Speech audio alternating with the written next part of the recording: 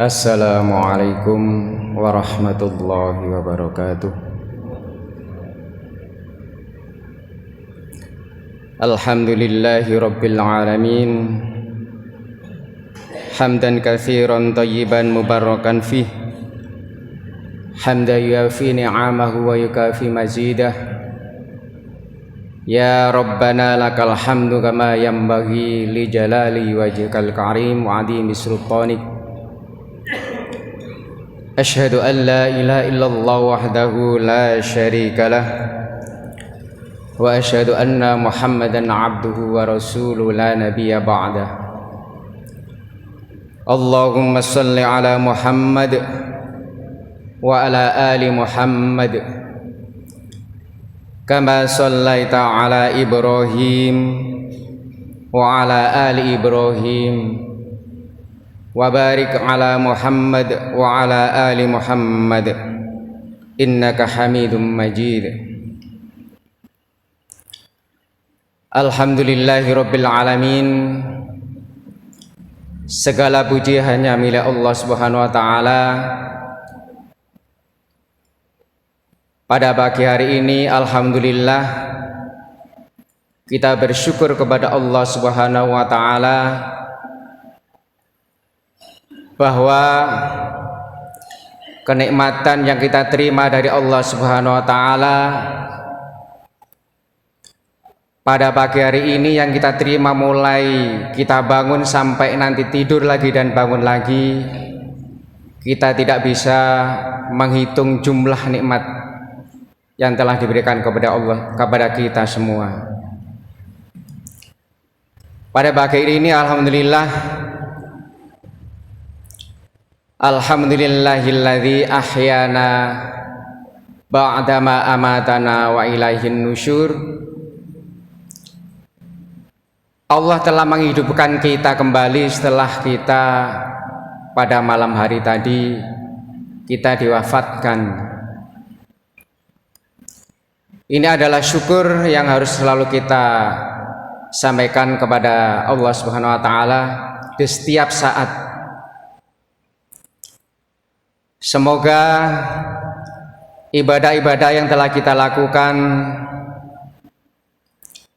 adalah sesuai dengan tuntunan Rasulullah Muhammad sallallahu alaihi wasallam yang pada muaranya ibadah kita mudah-mudahan diterima oleh Allah Subhanahu wa taala. Bapak Ibu yang berbahagia, pada kali ini kita akan mengangkat sebuah tema, kiat-kiat untuk mengatasi kegelisahan hati. Di dalam kehidupan yang serba carut marut, yang serba kompleks, tentunya tidak jarang hati kita terbawa, sehingga suatu saat dan di saat titik tertentu hati kita juga kadang-kadang gelisah. Barangkali kita yang sudah hidup lebih dari 50 tahun, pada 40 tahun atau 50 tahun yang lalu barangkali, kalau kita sedang galau, kalau kita sedang sedih, kalau kita sedang hatinya tidak baik, kadang-kadang kita mungkin ada yang datang ke tuan guru. Ya barangkali saat itu ada yang membawa botol dengan airnya, mungkin ditiup-tiup dan diminum. Tujuannya adalah untuk mencerahkan hati. Karena barangkali saat itu kita tidak tahu apakah itu perbuatan baik, benar atau tidak. Dan kita juga boleh bertanya, apakah saat itu kalau kita sudah meminum airnya, apakah kita juga tenang? kalau hati ini sedang gelisah sebetulnya adalah merupakan otak atau inti dari perbuatan yang nyata muncul dari kita.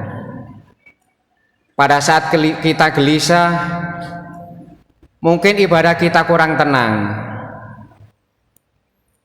Di saat hati kita kurang baik, mungkin perasaan kita ini tidak stabil.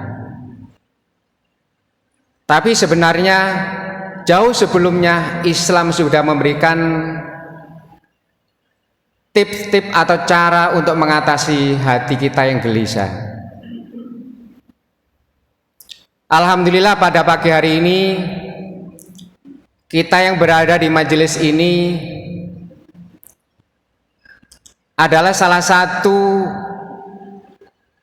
tips untuk menghalau, untuk mengantisipasi atau untuk mengobati hati kita yang gelisah, yaitu kita berada pada majelis ilmu.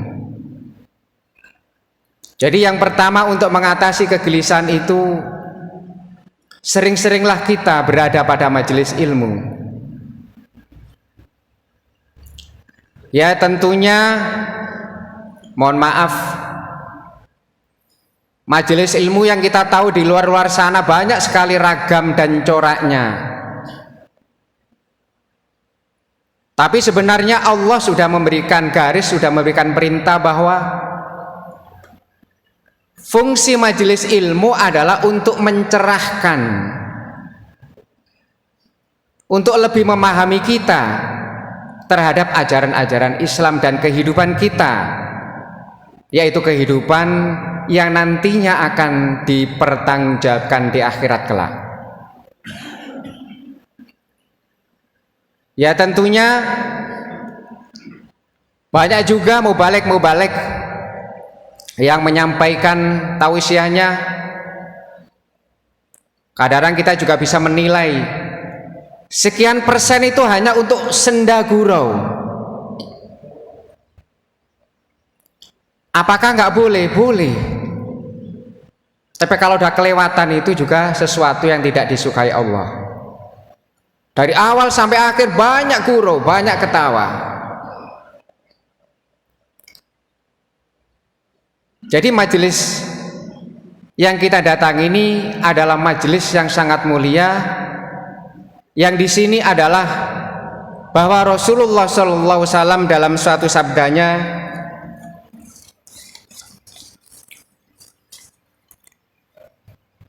wa majtama'a qauman fi baiti min buyutillah min buyutillah yatlunal kitab Allah wa yadarasulahu bainahum illa nazalat alaikum sakinah wa wasyiyatuhum rahmah wa haffathumul malaikah wa dzakarahumullahu fi man indah. Tidaklah kaum muslimin berkumpul, ya kita ini adalah berkumpul di suatu kaum dengan mempelajari dan mengingat Allah, dengan mempelajari ayat-ayat Allah, maka di situ akan datang sebuah ketenangan, sakinah. Dan Allah di situ akan mendatangkan rahmah. Jadi pada saat ini kita yakin bahwa berita ini adalah dari Rasulullah Muhammad SAW, bahwa setiap perkataan beliau adalah bukan karena emosi, bukan karena nafsu. Semua perkataan beliau adalah atas petunjuk dari Allah Subhanahu wa Ta'ala. Kalau kita mendatangi sebuah majelis ilmu, maka kita akan dikelilingi oleh malaikat-malaikat, dan malaikat itu mendoakan kita. Sehingga kita yakin betul bahwa pada saat ini rahmat Allah akan turun kepada kita semua. Yang jelas pada akhirnya kita setelah dari majelis ini, hati kita insya Allah, kalau memang tadi ada galau-galau sedikit, insya Allah kita bisa tercerahkan. Banyak tuntunan yang disampaikan oleh Rasulullah SAW. Kita sesama aja disuruh mendoakan. Kita sesama muslim disuruh mendoakan. Ini kebetulan kalau kita di majelis ilmu, kita ini didoakan oleh malaikat.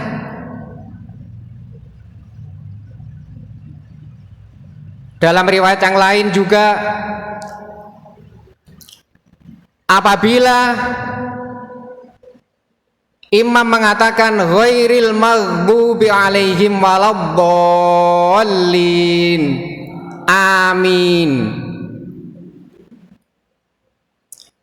Kalau kita ngomong amin, berkata amin bersama dengan imam, maka amin kita juga bersama dengan malaikat yang sekaligus mendoakan dan mendoakan supaya diampuni dosa-dosa kita.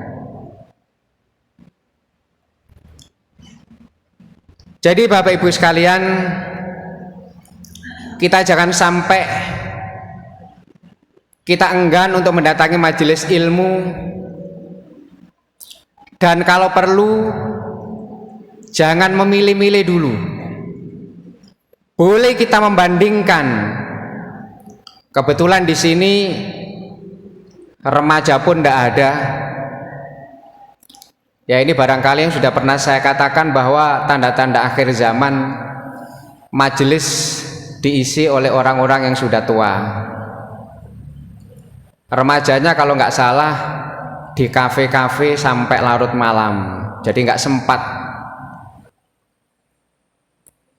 Jadi kalau hati kita galau, hati kita tidak enak, maka kita sering-seringlah berkumpul dengan orang-orang soleh. Inilah maksudnya bahwa majelis ilmu adalah obat kita untuk supaya hati kita tidak sedih. Kiat yang kedua adalah zikrullah.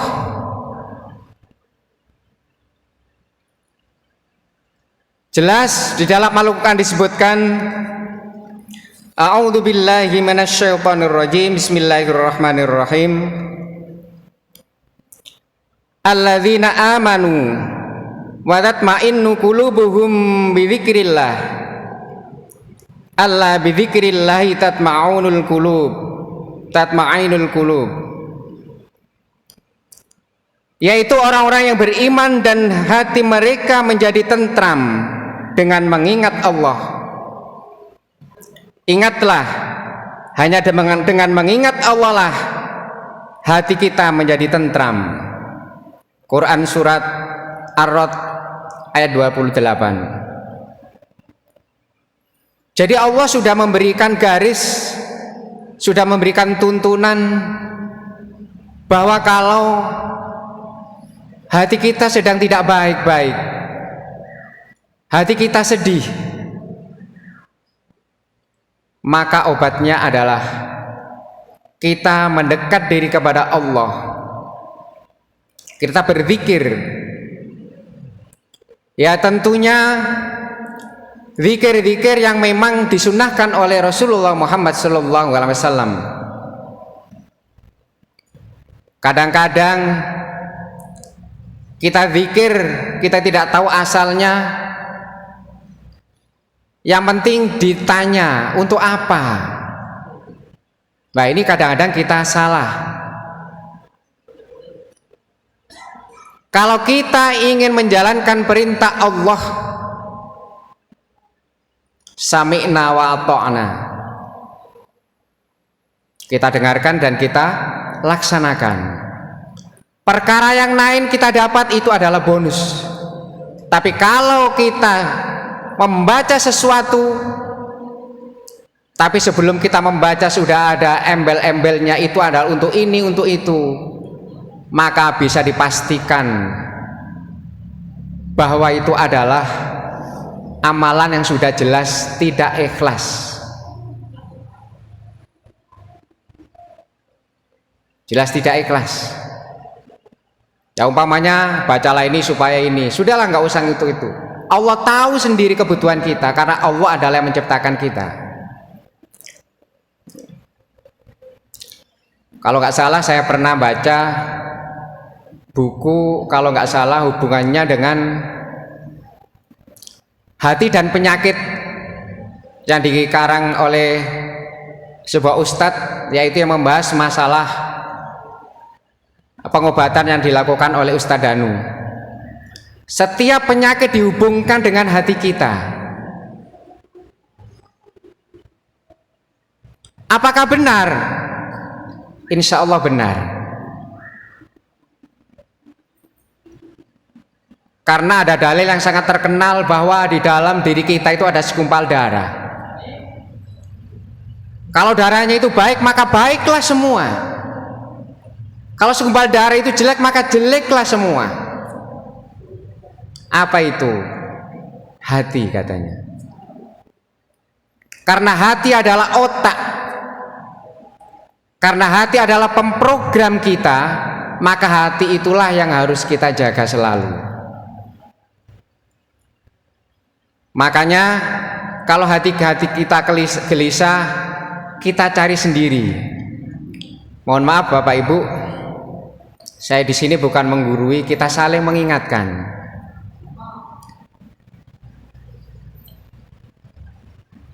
Ada sebuah zikir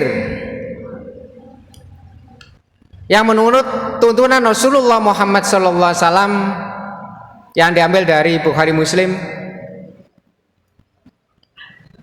perkataan yang sangat pendek, kalimat yang sangat pendek dan ringan, tapi berat di timbangan dan sangat dicintai Allah. Apa itu? Subhanallah wa bihamdi, subhanallahil azim.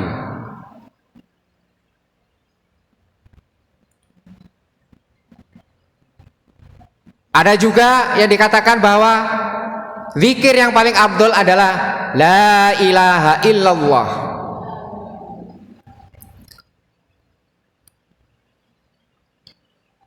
Dan masih banyak zikir-zikir yang dicontohkan oleh Rasulullah Shallallahu Alaihi Wasallam. Kita harus selektif, kita harus cari sumbernya, dari mana zikir itu berada dan siapa yang membawa. Banyak zikir itu yang ibaratnya beredar gak karu-karuan, yaitu tadi akhirnya adalah nafsu. Apalagi kita yang zaman jahiliyah, mohon maaf, saya juga mengalami hal seperti itu. Kalau kamu ingin begini, amalkan ini 1000 kali, 100 kali, sekian kali. Ya udah, ini katanya buku yang ditulis tadi adalah ini semuanya hanya keduniaan.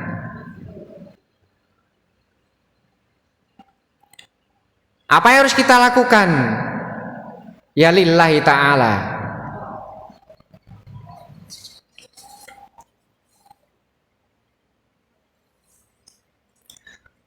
Dalam Al-Quran disebutkan tata cara berzikir. A'udzu billahi minasyaitonir rajim. Wadhkur rabbaka fi nafsika tadarru'an wa khifyatan wa dunal jahri minal qaul bil udwi wal asal wa la takum minal ghafilin.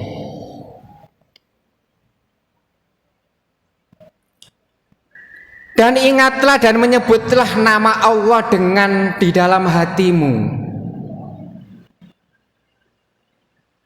Berarti kita berzikir itu di dalam hati. Di dalam ayat ini dijelaskan dua. Kita berzikir harus dengan hati, dan di sini adalah jangan mengeraskan suara. Ini Quran.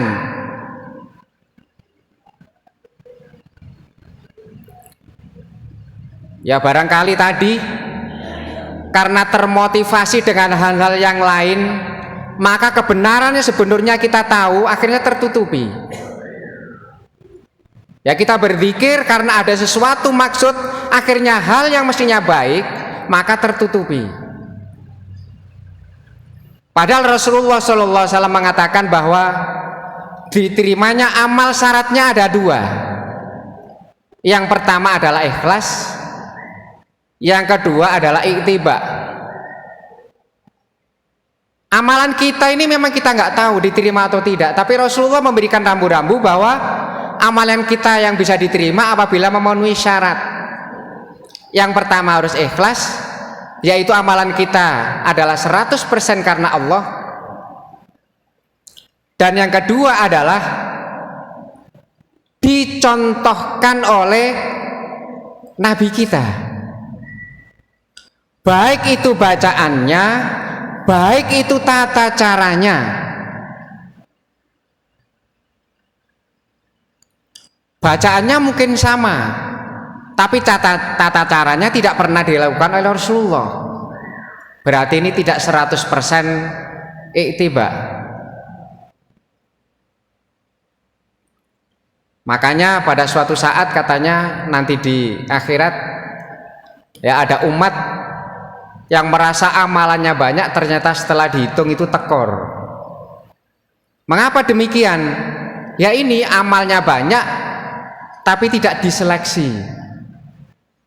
Dikiranya kalau semakin banyak tambah banyak pahala, kalau sedikit sedikit pahalanya.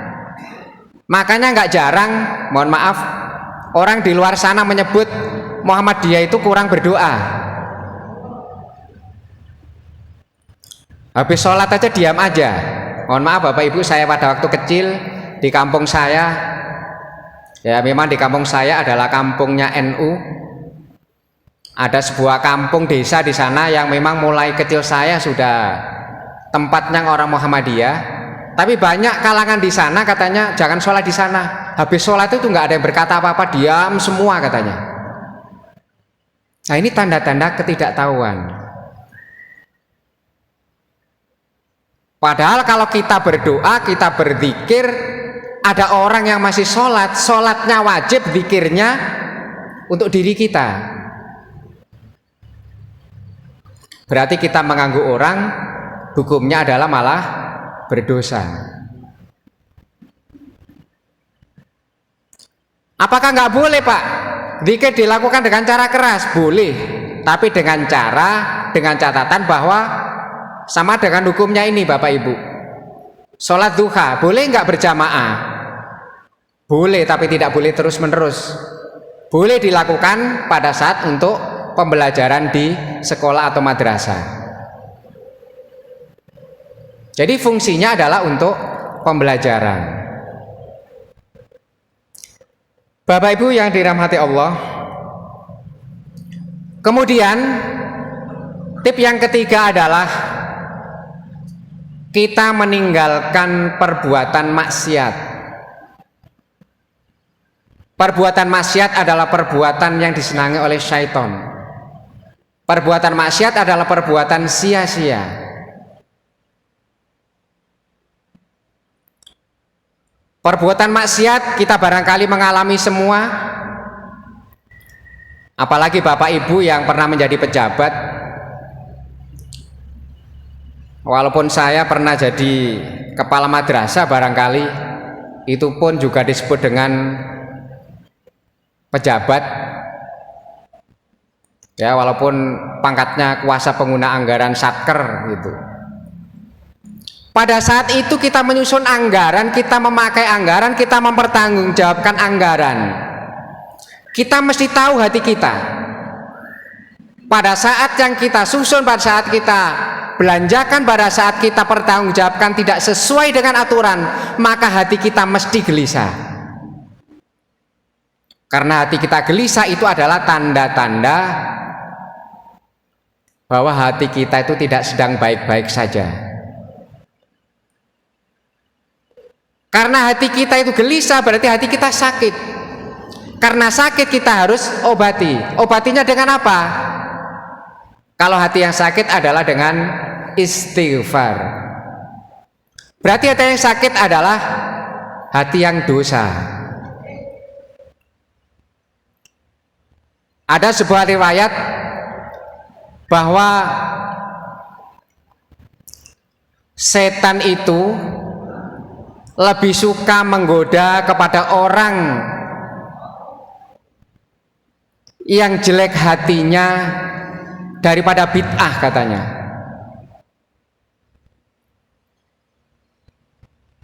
Jadi di sini setan itu lebih senang menggoda orang yang melaksanakan bid'ah daripada orang yang melaksanakan maksiat. Apa alasannya? Kalau kita maksiat, mungkin umur kita 40 tahun, 60 tahun, bahkan kalau sampai 80, kalau masih ada kesempatan untuk bertaubat, maka Allah akan menerima taubatnya.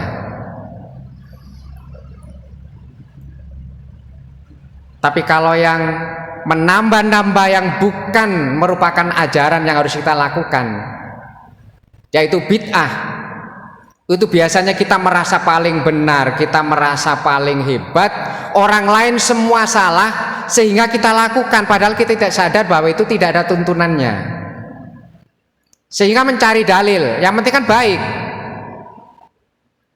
Nah, yang penting baik. Mohon maaf Bapak Ibu, kita harus mulai bahwa kita tidak usah meraih yang paling banyak, mesti banyak dapatnya. Kita yang raih adalah mana yang digariskan, mana yang dicontohkan. Jadi pertanggungjawabnya itu jelas. Sama dengan kita menyusun anggaran. Kalau sudah mata anggaran ini boleh, yang lain nggak boleh, jangan. Biasanya disamar-samarkan Pak. Saya juga mengalami, apalagi di sekolah Pak. Uangnya sedikit, maunya banyak. Ya sudah, kalau maunya banyak ya macam-macam caranya. Tapi hati kita tetap gelisah, apalagi nanti ada inspektorat atau inspektorat jenderal kalau kami di Kementerian Agama. Ya, kalau Kementerian Agama itu Pak langsung inspektorat jenderal. Ya. Ini hati kita mesti gelisah. Jadi Bapak Ibu sekalian, saya simpulkan bahwa untuk sementara sebetulnya banyak, ya mungkin Bapak Ibu sudah banyak membaca atau sudah banyak literatur yang sudah pernah didengarkan dan sebagainya. Karena waktu terbatas, kita hanya menyampaikan ada 3, bahwa untuk mengatasi atau untuk mengkanter atau untuk menyembuhkan hati kita yang gelisah, yaitu yang pertama harus kita sering-sering mendatangi majelis ta'lim, majelis ilmu. Yang kedua, kita zikrullah, kita berzikir dan ingat selalu kepada Allah, ya, sehingga hati kita tentram. Dan yang ketiga adalah kita menjauhi dan kita tinggalkan, ya, perbuatan-perbuatan maksiat. Apalagi yang terakhir ini, perbuatan maksiat kita lakukan sebetulnya orang lain belum tahu, kita udah tahu Pak. Sehingga kita mesti mencari cara bagaimana orang tidak tahu. Tapi kalau ketahuan sedikit, kita mesti udah grogi. Itulah maka hati adalah hal yang utama yang tidak bisa kita bohongi. Kalau kita mau jujur, maka tanyalah hati kita. Mohon maaf Bapak Ibu sekalian, demikian yang bisa saya sampaikan, kurang lebihnya mohon maaf.